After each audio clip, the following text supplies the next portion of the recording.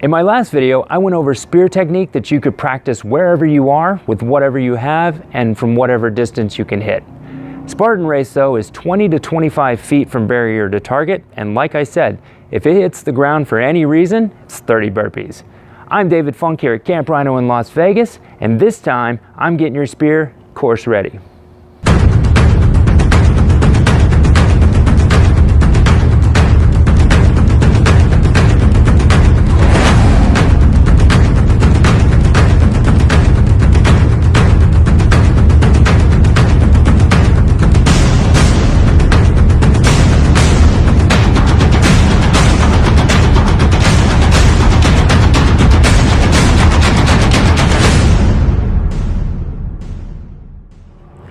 Okay, so you've got a nice straight shot, but now that you're moving back to the required distance, you're not quite making it to the target. I want to start by adding power to your throw, because then the less arc you have to do, the less math you have to do. Now, if you've ever taken a boxing class or a martial arts class, they'll say the punch comes from the ground. And what they mean is when you have your stance, you're going to push off the foot first. That's going to get your body moving forward. So by the time you actually go to throw the spear, it already has added forward momentum behind it. Plant your back foot and shift your weight onto it. So notice how my knee is bent. You're going to push into the ground, sending your body forward. Imagine this wave of energy traveling up and through the end of your arm. Not feeling a wave of energy? Actually step forward and throw. You'll get more energy and it might be a little bit easier to understand. The downside is you're more likely to hook because your body's turning to the other side. If not, great, but if it does, practice with the step to feel that push, then try to get the push without stepping.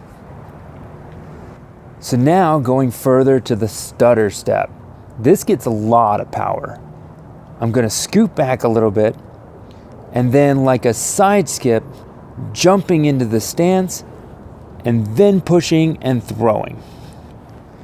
Downside to this one, dealing with uneven ground, more distance to calculate, and possible problems with the tether, which I'll discuss in a little bit. When I throw, I like to throw like this, with this arm out. Not just because I think it looks cool. What I'm actually doing is using this arm to provide a sight line where when I move the spear back, if I can't see it, I can use this hand to keep me focused on wherever I'm aiming instead of wandering off and looking over there at a bird. So I can come back, keep focused down here, and then drive it in with the spear.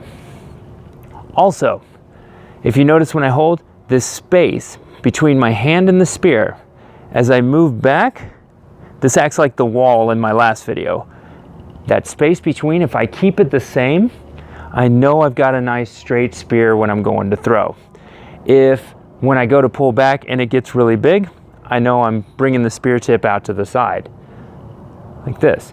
If when I come in, it crosses over my hand, I know that I'm hooking bad.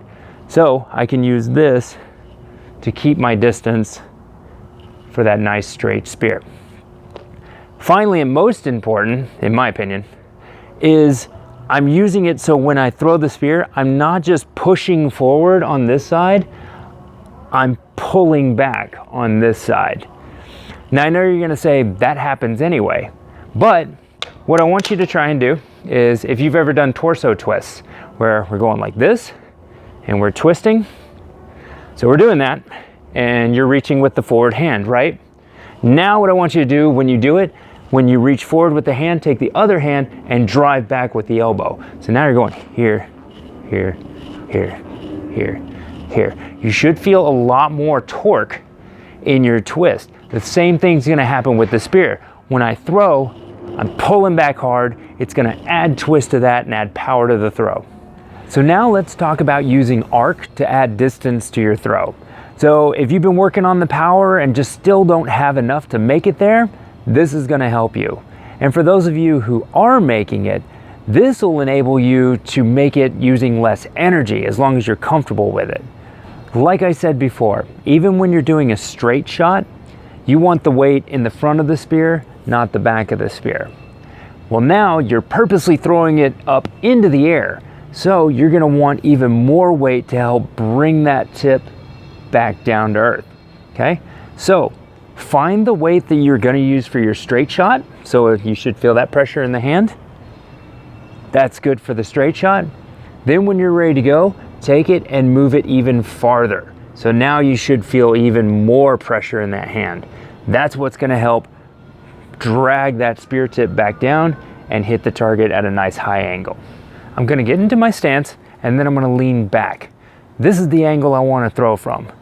And I don't mean leaning back and then trying to throw straight at the target. We're not shooting hoops either.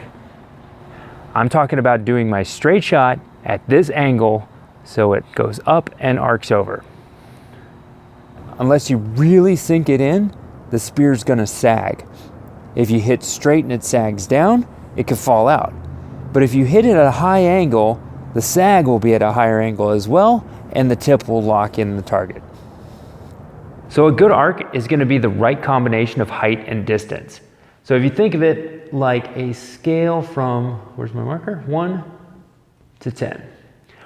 Our straight shot that we were starting with is gonna be a 10 for distance and 1 for height. And that's usually what's falling short of the target. On the other end, we have 10 for height. That's gonna fall down right in front of us. So we wanna kind of play, and this is gonna depend on the amount of power you're throwing with. This is all gonna be up to you. So play with how much height is gonna get it to the target before you start going too high and it starts falling short. Now, if you're a visual person like I am, then hopefully this will help. What I like to do is just imagine a target that is above and in front, like that. So what I'm gonna do is try and throw to where it hits this imaginary target straight, and then it's gonna naturally fall the rest of the way into the actual target. So finally, and most important in my opinion, the tether. Because you could prep, train, and focus till the end of time just to watch that spear stop mid-flight and fall to the ground because of this stupid thing. Here's what you want to do. First, you need to make sure the tether is long enough. Hear me out. Especially the later in the day you run, the more of a problem this can be. The tether will get tangled up, it'll start to loop on itself, you can get knots tied in it. And also, if one breaks, the quick fix is to just run out there and tie the two halves together, resulting in a shorter line. So you want to make sure that the line's long enough to reach it. Now the quick fix for that would be pick a spear that's already in the target. You know it's going to reach the target because it's in the target. Otherwise, if you have to get one off the ground, check all of it as you're reeling it in. Look for those knots, see if it's been tied together, see if it's looped over itself, stuff like that. Make sure it's completely straight and it's good to go. Okay, so I reeled it in, check for knots, it's all good. Next thing I want to do is throw the line in front of the barrier. That way I know it's not going to get snagged on anything or something dumb's going to happen like I'm standing on it. That actually takes me back to the stutter step I was talking about earlier. So if it's out there and then I go back for that step, I drag the line with me, and then when I move forward, I've got a slack, and now it's all those potential problems that I was trying to avoid. So be aware of that. So lastly, you want to make sure it's not going to hang on you. If it's too close, it could snag on any gear, like a hydro pack or a hip pack or something like that, or really even your own throwing arm. It could just get stuck in your elbow. Maybe not enough to stop it mid-flight, but enough to send it off in a weird trajectory. So I know some people will take it and they'll pull it down along the spear like this, and then they'll hold with it like that. I really don't even like it touching me, so I'll take it and carefully drape it over the barrier just a little bit, just enough so when I'm holding it, it drapes out away from me like that.